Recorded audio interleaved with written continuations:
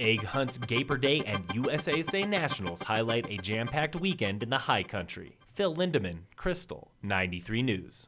This Sunday is Easter Sunday, but it's also April Fool's Day, celebrated as Gaper Day with neon and denim at Arapahoe Basin.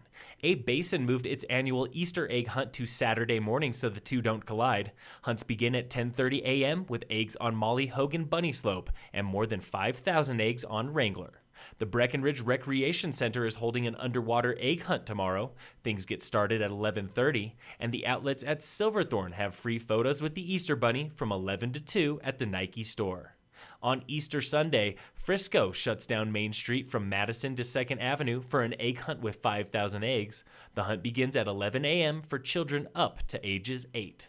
And over at Copper is the big one, 65,000 eggs spread across 2,500 acres, including a dozen golden eggs with big prizes like free season passes. Things begin at 8 a.m. with Easter brunch and continue all day with hunts for kids and adults. U.S. Representative Jared Polis was in Frisco this week to promote a new conservation bill.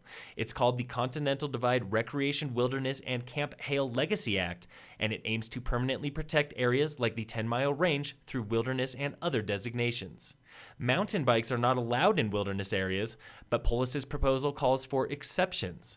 Summit Fat Tire Society and Vail Valley Mountain Bike Association asked Polis how biking fits into the new bill, and Eagle County's Ernest Sager liked what he heard. They brought us to the table early, and they asked us, where do we currently like to ride? Where are we looking to ride? What trails do mountain bikers use?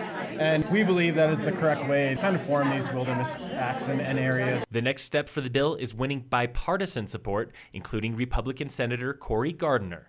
It could pass as soon as the November election. Longtime Breckenridge employee Carlene says her service dog Mason is a miracle, but the two never would have met without a grant from Vail Resorts.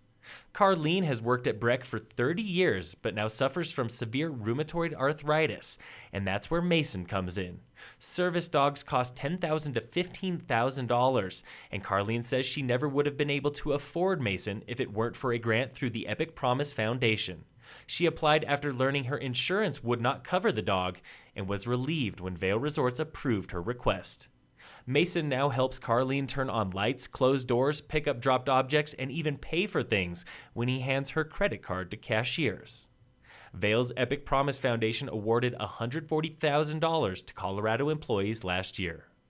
Hundreds of youth skiers and riders are at Copper Mountain for USASA Nationals until April 11th, including local athletes with Team Breckenridge and Team Summit.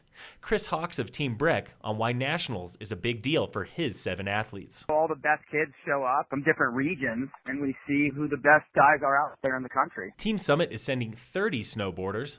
U12 coach Terry Hunter's 3 athletes have dozens of podium finishes between them, so they prepped for Nationals with R&R in Steamboat, where they raced bank slalom between powder laps. I think a big highlight is always a good powder day, and then we did a bank slalom the next day just for fun.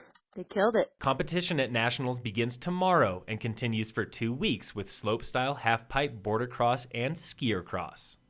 In sports, the Rockies played the Diamondbacks tonight. First pitch is 6:10 p.m. The Nuggets played the Thunder, game time at 6, and the Avalanche played the Blackhawks at 7. In local sports, Summit Renegade Boys Rugby is back on the pitch tomorrow, Saturday, for their first home game of the season against Vista. Tigers baseball is in Rifle for Rifle, and boys lacrosse plays Montrose at home. Phil Lindeman, Krystal, 93 News.